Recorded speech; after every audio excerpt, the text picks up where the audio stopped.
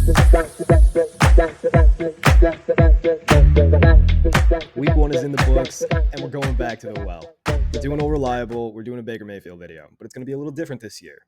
I'm just going to show you the plays that I think are really important on the All-22 for understanding what happened in this game. I'm not going to show you every play, and I'm not using broadcast angles. I just wanted to save you some time because I realized with the hour-long Patrick Mahomes video, nobody wants to watch that much film, and if they do, they're just going to pay for Game Pass and watch the whole All-22. Regardless, I'm going to show you all the plays that I think are important for understanding why I gave Mayfield the grade I did and get an understanding of how he actually played. I was really worried coming into this game, and I didn't bet on the Buccaneers originally because I thought that the offensive coordinating would be terrible. I thought that Dave Canales would just be Todd Bowles' stooge and do exactly what he wanted. Run the ball. And I was impressed. It was much better than I thought it would be. It started off slow and clunky, but that was mostly due to the fact that Brian Flores brought some exotic blitzes and just kept Baker Mayfield under constant pressure, never giving him a clean pocket. But once the Buccaneers figured things out a little bit and Baker was able to settle in, get to the top of his drop, and execute throws from cleaner pockets, dude was lights out. And don't take my word for it. For once, PFF actually agrees. They gave him an 80 grade. So they think he played pretty well, and I think he played pretty well. Not a great game, mind you, but a pretty good game. Enough talking. We've done enough talking. We only got a little bit of film, so let's get to it. 1, 2. The Bucs passing offense started off really slow, and Baker's stat line was only 21 of 34, which means that there were 13 passes incomplete. 2 of those were batted, 2 of them were throwaways, and 5 were inaccurate passes. But one of those inaccurate passes actually got caught by Trey Palmer, who I'm really excited about. That means that there's about 3 drops in this game, minimum, maybe 4. This first one is pretty clean. It's a pretty simple route. It's just a bend over the linebacker, just kind of a little veer post, and it's right on the hands. That's really good velocity, really good timing, and this should be a catch where the tight end gets a bunch after it, but he doesn't keep the ball. So that's a solid throw, but it's not going to show up in the stat sheet. A little bit later on the same drive, this is drive 2, by the way, Baker goes deep on 3rd down to Mike Evans. He gives Mike Evans, a big possession receiver, a chance at a jump ball against Byron Murphy, who is a small slot ideal corner. Right? Like, Byron Murphy is a good slot corner, and he is a good corner, but he's much better playing smaller receivers running against quicker routes. And here you can see, if we zoom in right now, the ball is in Mike Evans' hands. In fact, this is at least a good throw, maybe even a great one.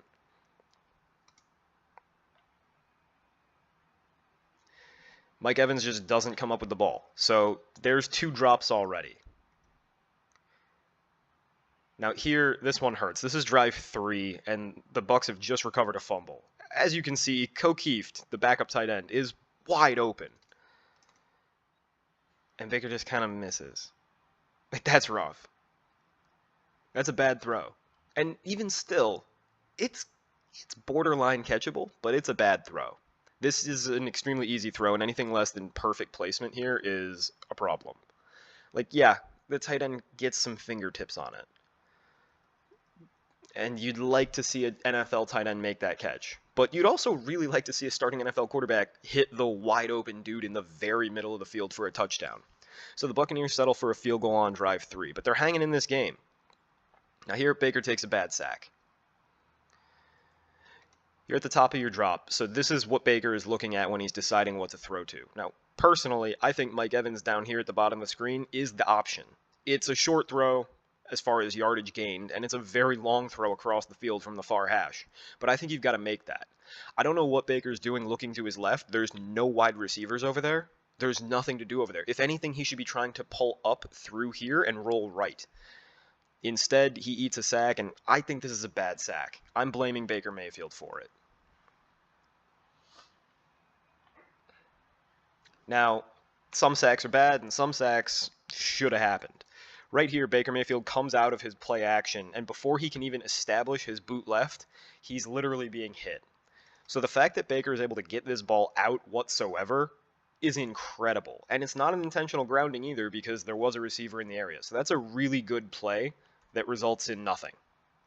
It's 2+ pocket movements and a throwaway. And that's one of his incomplete passes. So when Baker's first half stat line looks terrible, this is why. Now here, Baker makes a short little run. It's a gain of nothing. But I wanted to examine how he's making decisions. Again, here's the top of his drop.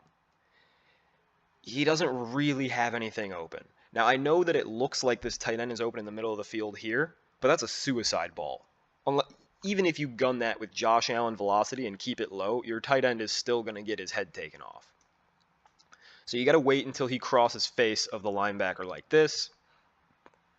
There's a tiny void over here that I guess Baker could have anticipated. But overall, I don't really have a problem with him not throwing the ball to those receivers. Now, I will say, right here, he starts to break down, and he's looking at the line rather than looking downfield. And if he would have kept looking downfield, he does have a receiver open at the bottom of the screen here. I don't like that when Baker breaks the pocket, he immediately becomes a runner. And even at the very end, if you look at Mike Evans is setting up, sitting down in a void, waiting for Baker to throw back across his body like a Patrick Mahomes, and Baker just is being risk averse. He doesn't want to deal with that pressure. Here's the tight copy. Now watch what makes Baker bail, right? Some defensive linemen fall over and breach his pocket, but they're not going to hit him. They're falling. Now 97 is closing in, but if anything, I think that Baker should be bailing left, which would lead him directly to Cade Otton, his starting tight end, who's wide open downfield. Baker does a nice job to step through, so that's a plus pocket movement. And then watch Mike Evans here as the play develops. He starts running with Baker before he realizes, if I sit down, I'm going to slip right past all the defenders. And right here, Baker starts to put the ball up in his hand like he might throw. But I think he just decides against it because their offense is already struggling and he doesn't want to make a turnover by throwing back across his body. So that's a fine play.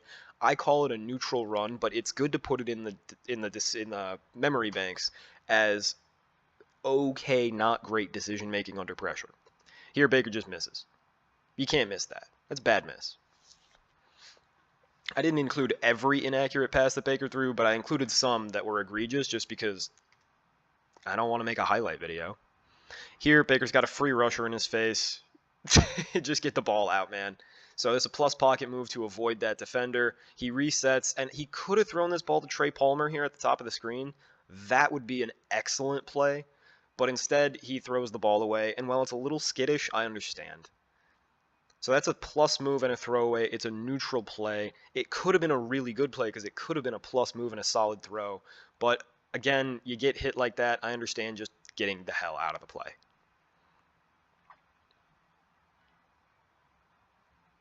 Here, this is a dart. Right? This is the kind of thing that gets you excited about Baker Mayfield. It's the arm talent. It's the zip on this ball. He lets go of it at the 40 at the very top of his drop. Perfect timing. And the ball gets to the other 37 in a split second. In a blink of an eye, fits it between two defenders. That's Aaron Rodgers level arm talent. Swear to God. That's a really good, solid throw. Here, this might have been Baker's best throw of the day. And it goes off the face mask. You'll watch as this is Tompkins, their punt returner and wide receiver 4. He breaches this little, so it's cover 3, and he breaches the little void, the seam void between the cover 3. And really good play by the defender, number, I think, 14 there, to get a hand on the ball or try to.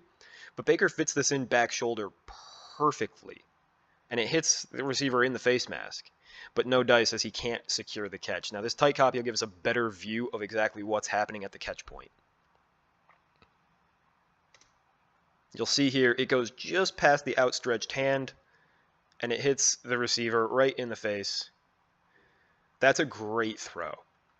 The receiver almost catches it, too.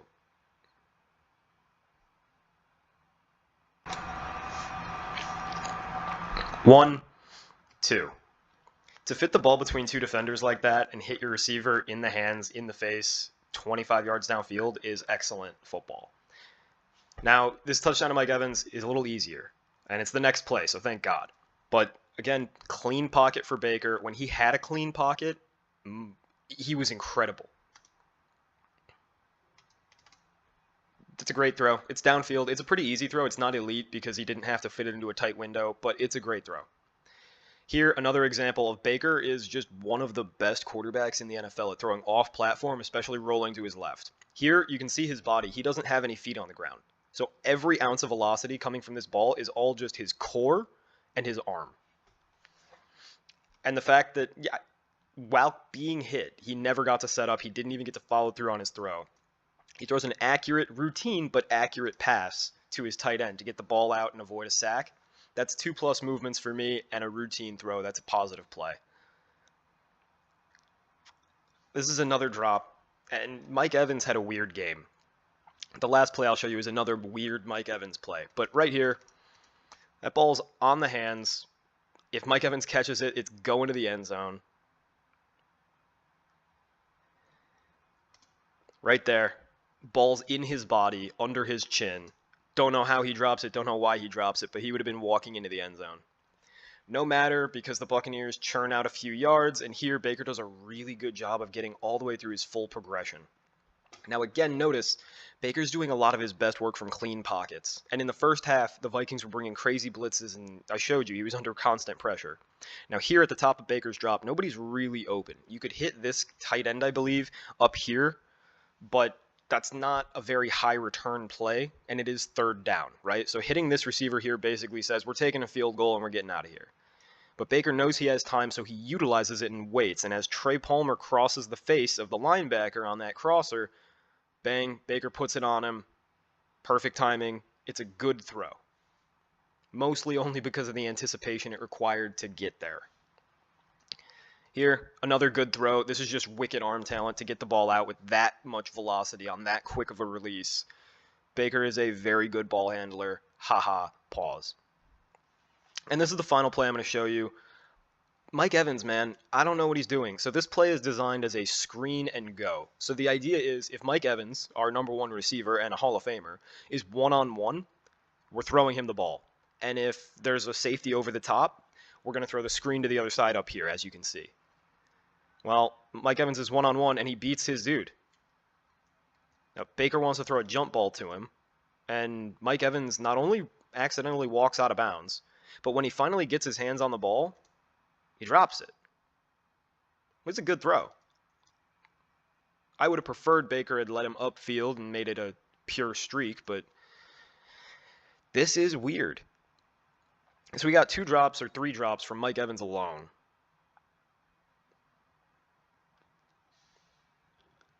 But on the day, Baker Mayfield played really well, especially, again, when kept relatively clean like he was here. And look, that ball is right there. I don't know what Mike Evans is doing. I don't know why he's already out of bounds. I'm not blaming Baker for it. Overall, Mayfield played really well in this game. Not special, but really well. It was really clean, especially from a clean pocket. He executed beautifully from a clean pocket. I gave Baker Mayfield a B+ on this game, which is the low end of a great game. He had 2 great throws, 8 solid throws, 13 routine passes, and 7 bad ones, 2 of which were batted balls. He took 1 sack that I don't think he should have, and I blamed him for. And he had 2 throwaways, both of which were pretty decent. One, I showed you both. One, I would have liked if he tried to make the throw to Trey Palmer, but I understand because he already broke a defensive tackle's tackle.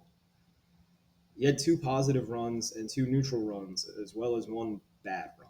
And he navigated the pocket positively 16 times. Like I said, he was under siege in the first quarter. First half, really. With an accuracy percentage of 76.7, he was above league average last year, which was about 72. And his accuracy when throwing downfield was really good at about 59%. Again, league average is 46. So Baker had the arm talent, he was throwing downfield, and he was doing it well. He produced a positive play on 31.5% of his plays, and only produced a negative play on about 23.5%.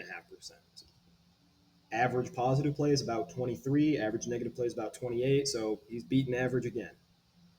And cheap plays, he didn't really rely on checkdowns that much. With the Rams last year and the Panthers, both because of offensive philosophy and because both teams had just terrible personnel, Baker was a check down merchant. He was checking the ball down to running backs a ton. And when you have Christian McCaffrey, it's more understandable. And when you're with the Rams and you have an entire backup offensive line with an entire core of wide receivers that are backups, I get it. It's necessity. But it was nice to see Baker in a well functioning offense. And I'm going to eat some crow. I thought Dave Canales was going to be a halfback dive merchant. I thought that Todd Bowles, a bad conservative head coach, got his pick of the litter at offensive coordinator and picked out the most run heavy guy he could find. But the Buccaneers came out throwing the ball a lot in the first half, even when it wasn't working. So they stuck with it.